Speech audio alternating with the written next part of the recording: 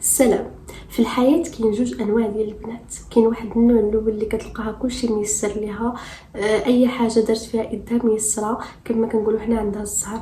يعني حتى من الصدف اللي كيوقعوا ليها هما في مصلحتها، كتحس بلي كلشي خدام باش يسر ليها الامور ديالها ويكون عندها فرص اكثر في الحياه، رغم انها كدير مجهود عادي ماشي شي مجهود جبار.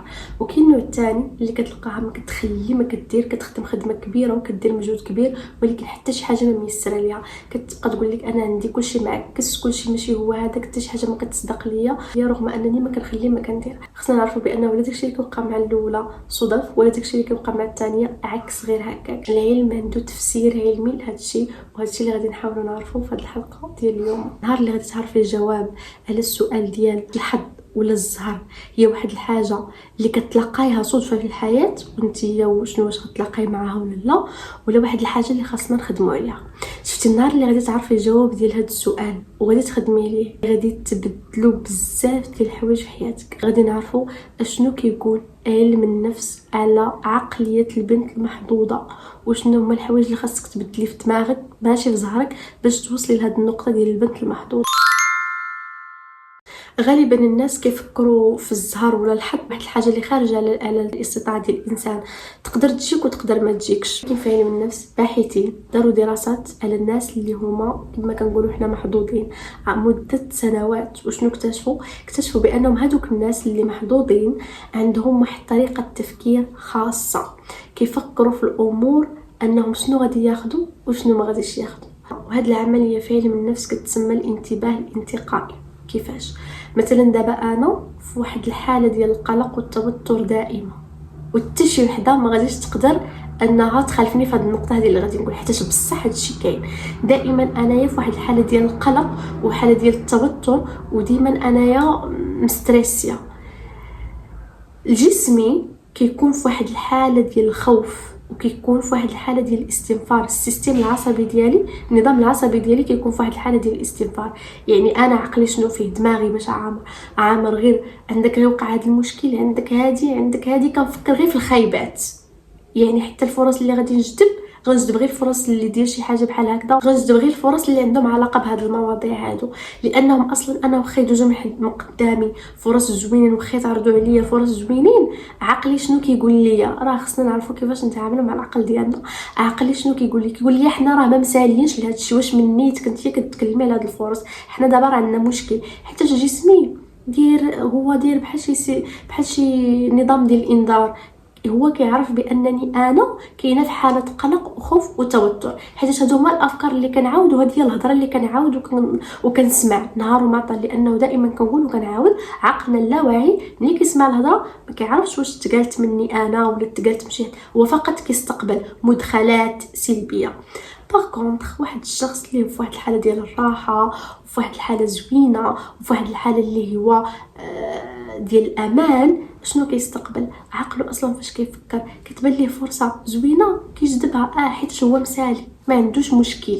واش فهمتي؟ كيبدا يجذب هادوك الفرص اللي دوك الناس الاخرين خلاوهم حيت ما مساليش، كيجذبهم هو حيت هو في حاله راحه. يعني كيستيوم ماشي واش انت عندك الزهر ولا ما عندكش ولا معكسين ليك، فقط ديال انه دماغك اشنو فيه، واش مرتاح ولا في حاله تاهب. غادي نحاول نشوفوا شنو هما 7 الصفات ديال البنت المحظوظه. اول صفه هي المحاوله. البنت المحظوظه كتحاول وما كتبقاش تقول انه لا راه غيقولوا ليا ولا راه باينه ما غاديش تصدق. ولا الناس اللي دايرين بيا انا غيعرفوا فيا هاد النقطه، دائما كنعاودها وكنقولها وكنانسيستي عليها. ما كنحملش الا بغيتي تستفزيني حكمي على شي حاجه انت ما جربتيهاش. كتبدا عندي من الحوايج البصار حتى الحوايج الكبار، جربي وديك الساعه حكمي. ما كنحملش اللي كيحكم على شي حاجه وهو ما جربهاش. بحال مثلا كاينه واحد الخدمه وديك الخدمه طالبين شي صفات بزاف وانتيا شي وحدين ما عندكش ولا شروط ولا شي حاجه، المهم بحال هكا ما بتحققش فيك كلشي، تقول لك انا ما غاديش نمشي ندفع راه باينه ما غاديش يقبلوني.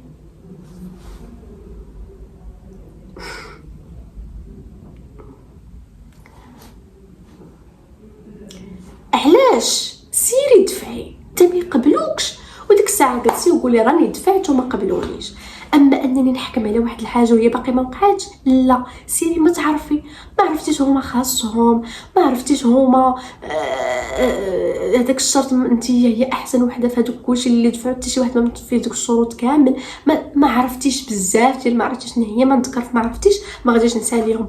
ولا مثلا نقول لواحد الشخص مريض خذ هذا الدواء هذا الفلاني، ويقول لك لا راه ما غاديش يدير ليا والو. ولا مثلا واحد الشخص عنده واحد المشكل فلاني، مشكل كما كان، مشكل صحي ولا مشكل كما كان، ما كندويش بالضبط غير زعما في الصحه، كتقول ليه جرب هذه الحاجه الفلانيه، يقول لك لا انا كنعرف راسي ما غدير ليا والو. انا بحال هاد النوع ديال الناس شحال هذه كنت كنبقى نقول لا ورخص، وليت صافي باش عرفتيها جرب واحكم. ملي كتبقاي تحكمي على الحوايج وانت ما جربتيهمش حرمي راسك بزاف ديال الفرص، والله الا بزاف ديال الحوايج. تجارب ديالي انا شخصيه انهم شي حوايج ظاهريا ما غاديش يتحققوا، ولكن ملي كتمشي تجربيهم كيتحققوا.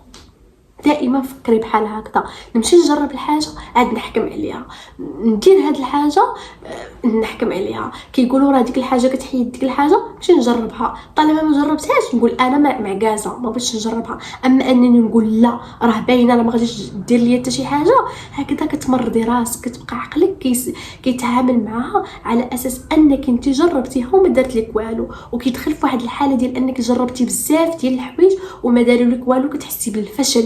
باغ كونطخ الا قلتي راه ما غاديش نجربها حيت انا معكازه، جسمك غادي يحاول، عقلك ملي كيخدم مع جسمك غيحاول يطور من كيفاش يحميك انت من داك العجز اللي فيه. واش فهمتيني؟ ما تبقيش تخافي من الاحراج ومن الرفض. شتي الاحراج والرفض هما العدو ديالك. عادي تبقى تقول لك لا ما غاديش نمشي، غادي يضحكوا عليا، ويضحكوا من بعد يضحكوا الناس من بعد. المهم هو ما تضحكش انت على راسك، ولا لا راه ما غاديش يبغيو، ومن بعد تي اللي ترفض.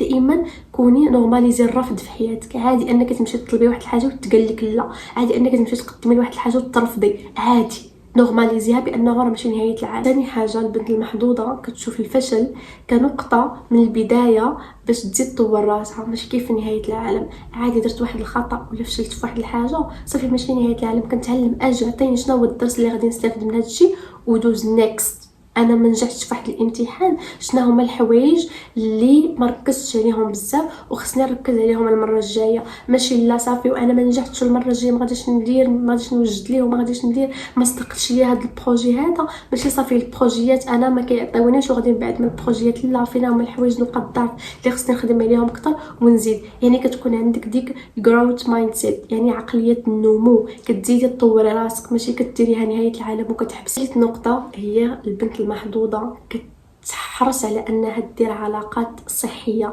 وكيفاش علاقات صحيه؟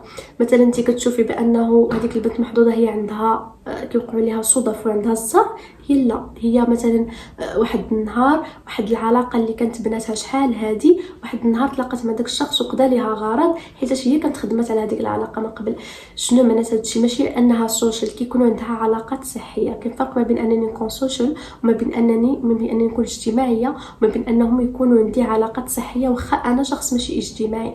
كيفاش كنكون انسانه محترمه معاهم، كتبقى علاقتي زوينه معاهم، كنبني ديك العلاقه علاقه صحيه، علاقه فيها احترام. الى لقاوني يوقفوا عليا كيلقاوني، الى كيكون فيها واحد الطيبه، كيكون فيها واحد حسن التعامل، واحد حسن العشره، واحد حسن المعامله. يعني هذاك الشخص واخا نتوما صافي تقطعت العلاقه ديالكم، داكشي اللي كان جامعكم ومشيتوا، واحد النهار اللي غادي تلاقاي معاه غادي تفكر بانه هو ما شاف منك غير الخير وما شاف منك غير الحوايج الزوينين، وبالعكس ديال واحد البنت اصيله واحد بنت الناس، دونك غادي يبغي باش يدير معاك المزيان. هكذا دائما خدمي على العلاقات لانه لله، ماشي على اساس انه مصلحه. والنهار اللي غادي تسالي العلاقه بيني وبينك صافي الله يعاون. ما عدا كاين واحد الاستثناء ديال انهم واحد الاشخاص ما كتصدقي امتى انه تسالي ديك العلاقه ديالك معاهم باش صافي ديك العلاقه ترمى تمشي للهاويه. حيت فريمون كيكونوا دي بيرسون توكسيك ولا على حسب شنو كتكون كيجيك منهم واحد الشعور خايب ولا حاجه. المهم هادو كيكونوا استثناء. يعني كنحاول ندير علاقات صحيه ونخلي دائما بالمعنى العريض، نخلي دائما بلاصتي زوينه، حتى واحد ما يشوف مني العيب. نكون واحد الشخص دبلوماسي، واحد الشخص اللي هو محبوب، نكون في واحد البلاصه كلشي يذكر فلانه مرها دار ما شفنا منها غير الخير. يعني كوني واحد الانسانه اللي كتقدري ديري بلاصتك بسهوله. رابع نقطه هي لغه الجسد ديالك. دائما تكون عندك واحد الثقه كترجمها لغه الجسد ديالك، ولو تكوني نتيا عكس ذلك، واخا تكوني ما تيقاش في راسك، خلي دائما لغه الجسد ديالك تعطيك ديك الثقه. نعطي مثال حيت هذا الشيء راه كيوقع بصح وبزاف. مشيتي لواحد البلاصه باش تقضي غرض، اللي كنتي داخله بحال هكذا وحشمانه وخايفه، حتى شي واحد ما غادي يبغي يقضي لك غرض اصلا، انت ما غاديش تجبي اصلا الانتباه، وحتى شي واحد اصلا يبغى يشوفوا بحال هكا غيقلب وجههم، ما عرفت هذيك مسكينه باين عندك شي مشكل، باين عندك شي مصيبه كحله وجايه وانت.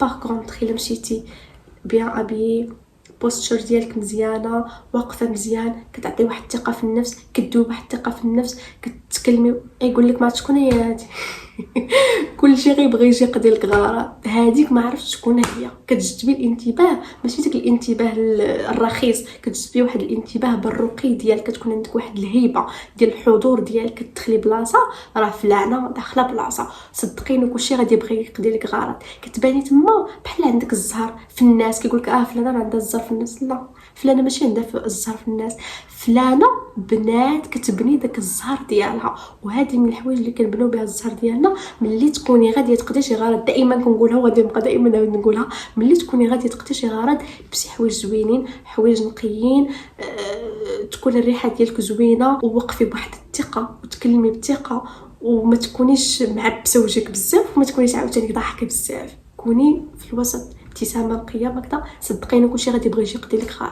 خامس نقطه هي انه البنت المحظوظه كتاخذ قراراتها بسرعه، ما كتبقاش تطول بزاف في انه تاخذ القرار حتى كتلقى الفرصه مشات. كاينين واحد النوع ديال البنات، وانا هذا شخصيا كنشوفهم، ما كتقدرش تاخذ القرارات ديالها في حياتها بوحدها، خصها كلشي يقرر لها. كناخذوا الاراء ديال الناس اللي دايرين بينا وكنثقوا فيهم، ولكن القرار الاخير كيبقى ديالك انت، وما تبقيش تعطلي باش تاخدي قرار عام وهي كتفكر باش تاخد واحد القرار واحد. اختي كنكتبوا السلبيات ديال واحد الحاجه وكنكتبوا الايجابيات ديالها. دائما الحاجه اللي فيها الايجابيات اكثر من السلبيات كناخذوا الحاجه اللي فيها الايجابيات. ناخذوا الاراء ديال الناس اللي كنثقوا في الراي ديالهم، هذه كتسمى استشاره. ثم استخاره. من بعد اختي كتصلي واحد 2 ركعات، كتوضاي وكتصلي واحد 2 ركعات وكتصلي استخاره لله. داكشي اللي وقع واللي فيه الخير، ديك الهضره ديال حلمت ما حلمت، حسيت ما حسيت، داكشي ما كاين. ديك الامور اللي واقعين هما اللي فيهم الخير، صافي دغيا كتاخذوا القرار ديالك. ما كتبقايش لا بلاتي وكنتظر كنشوف قرار 1 زائد 1 كتساوي 2. العلامه السابعه هو انه البنت المحظوظه دائما، هذه كنت دويت عليها في الاول، اللي هو الانتباه الانتقائي. البنت اللي محظوظه ولا عندها عقليه البنت المحظوظه، راسها كيكون دائما مرتاح وفي حاله راحه باش تقدر تلاحظ الفرص، باش تقدر تجذب فرص زوينين لحياتها. راه ملي كتكوني راسك عامر غير بالمشاكل وكتبقاي حاضيه غير الناقصات فيك، ولا حاضيه راسك عامر بالحوايج اللي هما خايبين وطاقه سلبيه، راه ما عمرك ما غادي تقدري تلاحظي الحوايج الزوينين. كيف شرحت في الاول، عقلك كيبقى يقول لك حنا راه ما مسالينش لهذا الشيء، عينك اصلا ما كيقدروش يشوفوا فرص زوينين، ولا حيتاش نتيا دائما كتشوفي بانهم واش انا مساليه دابا لهذا الشيء. عقلك كيبقى يقول لك راه عندنا شي مشكل، عندنا شي مشكل. ملي كتجي تفكري شنو هو المشكل ما كتلقاي حتى شي مشكل، فقط نتيا كاينه في ديك الحاله ديال التوتر. يعني دائما بقيت تشوفي شنو هما الطرق اللي غادي ديستريسي بهم راسك. غادي نديرو فيديو على هذا الشيء، كيفاش نديستريسي راسي وما تبقايش عايشه في داك التوتر بزاف. كثره التوتر كتخليك تكوني ديك البنت اللي معكس ليها حتى حاجه، معكس ليها كلشي، حتى حاجه ما كتصدق. واخر صفه هي انه البنت المحظوظه كتلقايها فيها الامتنان وفيها الشكر، كتشكر بزاف الله، وحتى الناس من لا يشكر الناس لا يشكر الله. كتشكر الناس والله على الحوايج الزوينين اللي عندها. ملي كنبقى كيف قلت قبيله كنبقى حاضيه غير الناقصات، راه ما كنقدرش نجبد حتى شي حاجه زوينه لراسي، ولكن ملي كيكون عندك واحد الروتين ديال الامتنان، ديال انك كتشكري الله، ولئن شكرتم لازيدنكم، كتبقاي تشكري الله على داك الحوايج الزوينين اللي عطاوك، وكتقولي الحمد لله انا جالسه في الدار، الحمد لله انا عندي تليفون، الحمد لله كنقدر نشرب الماء، الحمد لله ما كيضرني والو. عقلك كيكون كيدخل في واحد الراحه كيدخل في واحد الطاقه ديال السلام والراحه. ملي كتبقاي حاضيه غير الناقصات كتمشي غير الناقصات، انا ما عنديش هادي، وشوف البنات وشوف كذا، وانا حتى ما كتصدقش ليا وهادي ما كديرش ليا. ملي كتبقاي تشكري الحمد لله كذا، بحال كتعبئي راسك وكتقنعي راسك بانك راه كنتي بصح بنت محظوظه. صحيح ان اقدارنا تؤخذ من افواهنا، ولكن ديك الهضره ديال انه بقيت بطريقه ايجابيه راه غادي تعيشي واحد الحياه زوينه وتكوني بنت محظوظه. هادشي صحيح، ولكن الهضره الايجابيه بوحدها ما كافياش. هذه واحد المغالطه علميه، انه الهضره بوحدها راه ما غادي توصلك لحتى شي حاجه، خاص هضره زائد فعل. وحتى اللي كيقول لك بانه الهضره الايجابيه ما كتقدم وما كتاخر، والحظ هو واحد الحاجه اللي حنايا خارجه الاستطاعه ديالنا وما كنقدروش نتحكموا فيها. شوف، هو راه ديما كنقولوا ونعاودها، ضمنيا راه ما كنتحكموا في حتى شي حاجه، كل شيء بيد الله. انا كنتكلم غير ظاهريا. وفي نهايه هذا الفيديو بغيت نقول لك بانه النهار اللي غادي تبدلي الطريقه اللي كتفكري بها، غادي تحسي بانك ما بقيتيش ديك البنت اللي كتقولي ليها انت معكسه وما كتستقلي حتى شي حاجه وما عندهاش الزهر. النهار اللي غادي تبداي تفكري بالطريقه ديال انك انت بالعكس انت بنت محظوظه، ويكون عندك افعال مواكبه لهذا التفكير هذا، غادي تبدلوا بزاف ديال الحوايج في حياتك، وغادي تلاحظي بانك بصح انت هي ديك البنت المحظوظه. يلا باي باي، تهلاو في راسكم، وخليو ليا في التعليق على شنو هما المواضيع اللي تبغيو يكونوا ليهم لي فيديو الجايين.